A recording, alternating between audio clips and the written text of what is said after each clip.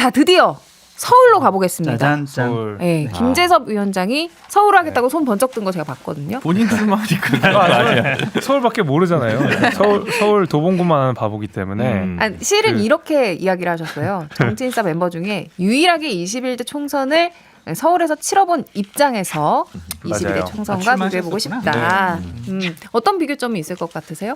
그때 제가 느꼈던 것 중에 제일 이상했던 거 하나를 말씀드리면 저는 동북부, 그러니까 도봉구에서 지역구를 하고 있잖아요. 총선 출마도 그렇게 했고, 근데 이쪽으로 가는 버스 노선이 이렇게 거의 정해져 있어요. 도봉로라고 하는 큰 길 따라서 버스 타고 쭉 올라가는데 그 당시에 성북, 강북, 도봉을 이렇게 쭉 지나면 그 6명의 후보가 있을 거 아닙니까? 대로변이니까 대부분 거기에 선거사무소를 해놓고 그 미래통합당의 당시에 후보마다 디자인이 다 달라요. 디자인도 다 다르고 내거는 구호도 다 달라요. 그러니까 통일이 전혀 안 된 상태였고, 반면에 민주당은 굉장히 일목요연하게 성북 갑부터 도봉 을까지 똑같은 디자인의 비슷한 문구에 아주 세련된 홍보물들을 제작해 놨거든요. 그 얘기는 뭐냐면 당시 민주당은 굉장히 결집되어 있고 말하자면 잘 그 어떤 통제가 이루어지는 정당이었다고 한다 그러면, 미래통합당은 그 총선을 앞두고 정말 이런저런 정당들이 다 모여 있었어요. 그 당시에 원래 자유한국당이었는데 당시에 새로운 보수당부터 시작해서 시민단체들이 다 모이다 보니까 그 전에 자유한국당 간판을 걸고 현수막을 걸었던 분들이 그냥 이름만 바꿔서 미래통합당을 해놓고 색깔도 다르고 사람 구성도 다르다 보니까 통일성이 하나도 없었거든요. 근데 이번에는 아마 좀 달라질 것이, 전혀 한정당이라는 느낌을 못 줬던 미래통합당에 비해 국민의힘은 일목요연함은 있을 거라고 봅니다. 그런 의미에서 어떤 분열이라든지 화학적 융합 이런 것들은 21대 총선에 비해서 훨씬 더 있을 거라고 보기 때문에 아마도 그런 면에서는 어떤 선거 분위기를 다 같이 움직이면서 좌우할 수 있는 환경은 된 것 같거든요. 그래서 그런 것들이 가장 큰 차이이고, 서울에 대한 전반적인 말씀을 먼저 드리게 되면 서울은 전형적인 민주당 강세 지역 중에 하나입니다. 네. 저희가 13대 국회부터 주로 분석을 하게 되잖아요. 그때 우리가 민주화 이후로 국회의원 선거를 따지게 되다 보니까 서울에서 국민의힘 전신정당이 이겼던 거는 15대 국회, 18대 국회밖에 없습니다. 18대 국회는 아시다시피 이명박 대통령이 당선된 이후에 바로 치러진 총선이기 때문에 완전히 압승을 했었던 거고, 그 이후에 유일하게 15대 국회 때 저희가 신한국당으로서 총선을 이겼었는데, 당시 김영삼 대통령이 그 어떻게든 총선에 이기기 위해서 민중당 출신 3명의 그 후보자들을 공천을 하게 되는데, 이재호, 김문수 이런 분들입니다. 근데 이런 분들이 특징이 뭐냐면 김영삼 대통령이랑 굉장히 사이가 멀었던, 김영삼 대통령 공격했던 사람 중에 하나였고, 그러니까 입장이 완전히 달랐던 분이었고, 이분들이 국민의힘 전신정 당시 신한국당의 험지였던 지역들로 다 갑니다. 부천, 뭐 금천 내지는 은평, 그런 데 가서 승리를 해왔거든요. 그래서 국민의 입장에서 한 가지 힌트를 얻을 수 있는 것은 대통령 내지는 정부 입장과 좀 다른 어떤 쇄신이나 아니면 뭐 개혁적인 목소리를 낼 수 있는 젊은 사람들이 험지에 들어갔을 때 그나마도 승산이 있다. 그래서 나를 지금 주목하라 이런 말씀이시죠? 저는 뭐 굳이 그런 말씀 드리진 않았습니다. 그러니까 지금 한 9석 정도 지금 차지하고 있나요? 국민의힘이. 그렇죠. 서울에서. 그나마 한석은 보궐선거로 바뀐 거죠. 네, 그렇죠. 종로가 바뀐 건데 2012년이 한 16석 정도 됐을 거예요. 그러니까 그건 못 넘어갈 겁니다. 16석 이상을 못 넘어갈 거다. 지금 있는 거를 다 유지한다 쳐도, 그럼 그 다음에 해볼 만한 데가 어디냐라고 하면, 해볼 만하면 땅도 땅인데 인물이라도 좀 이렇게 뭔가 그럴듯하거나 경쟁력 있는 인물을 넣어야 되겠죠. 그러니까 지금 꼽히는 거는 예를 들면 뭐 동작의 나경원, 아니면 뭐 광진의 오신환, 강서의 김성태, 도봉의 김재섭 넣어야 되나요? 네. 그리고 넣어주세요. 그리고 뭐 김병민 뭐 이런 정도, 그렇죠. 한 대여섯 명 정도의 이름 들어본 사람들. 그리고 거기다가 이제 지금 사고 당협이 한 9개 있는데, 그 중에서 뭐 마포 갑이나 서대문 갑을 정도에서 하나 정도가 조금 비벼볼 만한 지역구, 이 정도가 아닐까 싶거든요. 근데 여기에 어떤 사람들 공천을 하느냐에 따라서 갈린 것 같고, 그 이상을 넘어가는 변화는 쉽지 않지 않을까라고 저는 좀 보고 있습니다. 그리고 김준우 변호사님께 약간은 죄송한 이야기지만 서울은 전통적으로 양당 체제가 너무 굳건했었어요. 그러니까 제3정당 출연이 거의 없었던 거였고, 역대 쭉 돌아보게 되면 과거에 그 안철수 대표가 국민의당으로 한번 된 거, 똑같은 지역에서 그 전에 노회찬 의원께서 되셨던 것들, 그다음에 문국현 당시 대통령 후보였다가 바로 출마를 해서, 그러니까 거의 제3정당이 끼어들 여지가 없다라는 아니, 게 서울의 특징 중에 김준호 하나입니다. 변호사님 아무 말씀도 안 하셨는데 왜 그러세요? 그러니까 정의당가 괜찮아요. 네. 다 알고 있어요. 네. 근데 여기 서울 같은 경우에는 국민의힘이 이제 현역 국회의원들을 얼마나 공천할 것이냐 그거를 좀 봐야 될 것 같은데 현역 중에서 공천받을 분이 그렇게 썩 눈에 띄지 않아요. 그럼 누가 예를 들면 강남 공천받을까요? 의뢰 박진 장관은 공천받을 것 같아요. 왜냐하면 대통령이 아끼니까. 예. 그리고 송파 의뢰 배현진 의원 같은 경우에는 지금 조직사무부총장이에요. 조직사무부총장은요. 그대로 두겠죠. 공천 실무를 장악하는 사람이에요. 예. 그렇기 때문에 본인 공천을 본인이 날릴 일은 없잖아요. 그래서 배현진 받을 가능성이 있고 권영세 의원 용산 이분도 받을 가능성이 있는데 서초 가불이라든지 강남 갑병 뭐 송파 병 송파 이렇게 송파 하면 모르니까 태영호, 김웅 여기는 지켜봐야 된다 이렇게 지켜봐야 이름으로 된다. 얘기를 해야 하잖아요. 그렇게 좀 말씀드리고 네. 제가 유의미 있게 보는 지역은 강동갑이에요. 강동갑이요. 강동갑 지역이 국민의힘과 예. 민주당이 거의 정말 세가 비슷한 곳이에요. 공천만 잘하면 국민의힘이나 민주당이 어느 누가 이겨도 별로 이상하지 않을 정도의 지역이거든요. 강동이 진선미 이해식 의원인데 그러니까 강동갑. 그러니까 이제 진선미 의원 지역인데 거기 전주의 의원이 지금 가고 있죠. 그렇죠. 네. 그래서 전주에 제가 이제 강동갑 그 지역에서 의원님을 한 4년 동안 모셔가지고 강동갑 지역을 잘 아는데 전주 의원이 그렇게 써 호의적이지 않다. 그래서 여기에 공천을 누가 할 것이냐. 이 공천 노리는 사람이 지금 윤희석 지금 국민의힘 대변인이 있는데 예.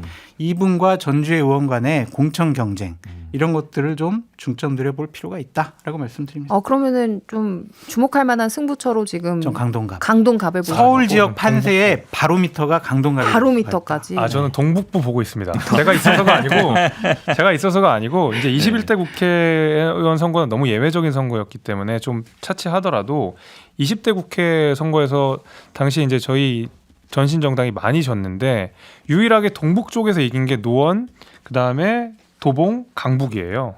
물론 국민의당 때문에 표를 좀 가른 것도 있고 안철수 의원은 노원병에서 국민의당 타이틀로 가긴 했지만 어쨌든 보수 색을 지닌 사람들이 재선 내지는 당선될 수 있는 지역이 유일하게 이 동북쪽이거든요. 그런 의미에서 이번에 그 소위 말하는 국민의힘 동북벨트 이준석 대표는 좀 그 욕을 많이 하시지만 이 부분에서 해볼 만하다. 그래서 그 지난 6월에 나온 여론조사, 폴리뉴스에 나온 여론조사를 보게 되면 유일하게 왜냐면 그게 1년 맞이로 딱 했던 거거든요. 지방선거. 그래서 했던 걸 보면 이 동북 쪽이 유일하게 국민의힘과 민주당이 조금 해볼 만한 지역으로 됐다. 그럼에도 불구하고 저희가 훨씬 열세지만 서북 서남권보다는 훨씬 낫다.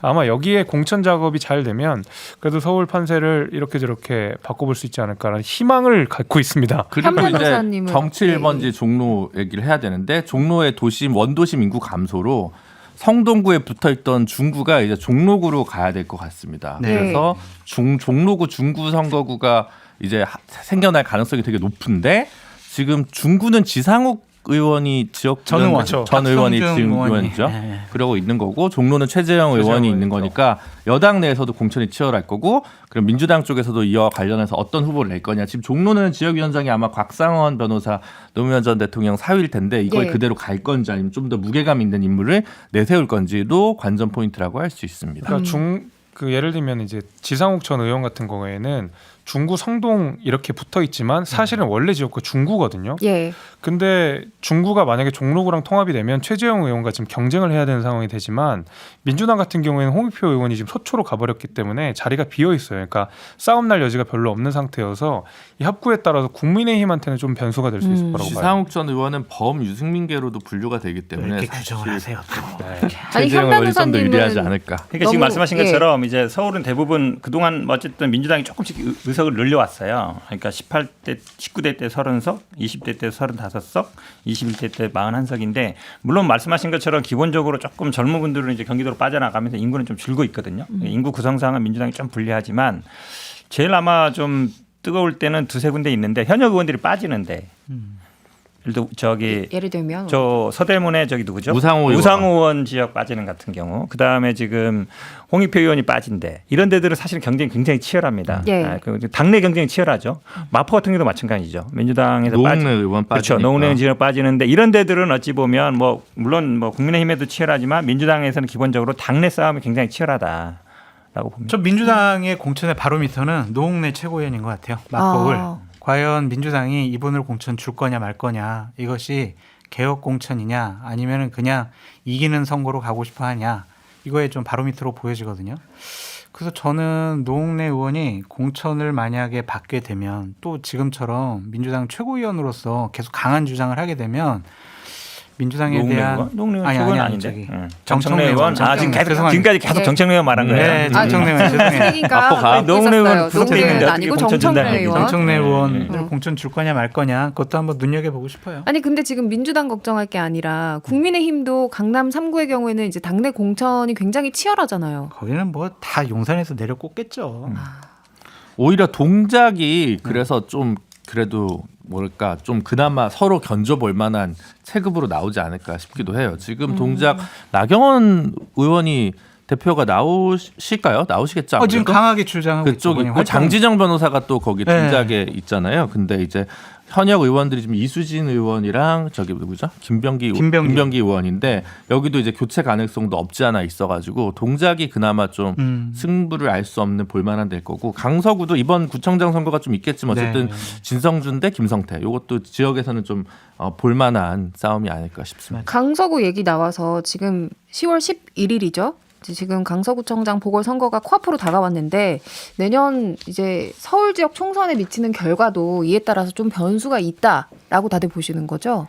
이게 뭔가 중요하죠. 리트머스가 될 거다 이런 예측을 우리가 내년까지는 계속 선거가 하고 없고, 있었잖아요. 그다음에 네. 기본적으로 지금 뭐 원인 제공한 김태호 후보를 다시 이제 공천했기 때문에 정권 심판 구도가 확 서는 거거든요. 민주당 예. 입장에서는 구도 잡긴 좋아요. 문제적인 사람이 다시 나왔고, 그리고 국민의힘에서는 어쨌든 이게 뭐 정권 심판 선거가 아니다, 그다음에 뭐 총선 전초전 아니다라고 부인하고 싶겠지만 모든 언론이나 국민들의 관심은 이 스코어를 결국 볼 거예요. 저는 뭐 민주당이 이긴다고 보는데 얼마 차이로 이기느냐. 저는 뭐 15% 20%까지 차이 날 걸로 봅니다. 왜 그러냐면 김태호가 진짜 그만해졌는데요. 김태호 후보가 아무리 얘기해도 본인 때문에 선거를 해야 되고 이거 40억 이상 드리는데 그걸 무슨 변명을 해도 변명이 안 될 거예요. 보궐선거를 본인 때문에 했는데 그 사람을 사면시켜서 공천 주고 출마시킨 게 어디 있어요. 대한민국 이런 경우 없거든요. 그거에 대해서 제가 보기에 평가를 할 거라 보고 시간이 있습니다. 별로 없긴 한데 지금 얘기가 나와서 이 40억 관련해서 애교 관련 발언 어떻게 들으셨어요, 장 소장님? 왜 그런 말을 할까? 참. 본인이 할 말이 없어서 그런 것 같은데, 저런 발언은 주민들을 화나게 할 거예요. 그리고 상식적인 발언이 아니잖아요. 저런 것들 아마 표 차이를 더 확대시키지 않을까, 그런 생각도 듭니다. 그냥 입 다물고 그냥 지역 발전 저 열심히 할게요, 이 얘기만 하는 게 좋다라고 말씀드립니다. 알겠습니다. 조금 전에 이제 김재섭 위원장이 인용한 여론조사는 폴리뉴스가 에브리 CNR에 의뢰한 조사로 5월 29일에서 30일 서울 유권자 800명을 대상으로 한 조사입니다.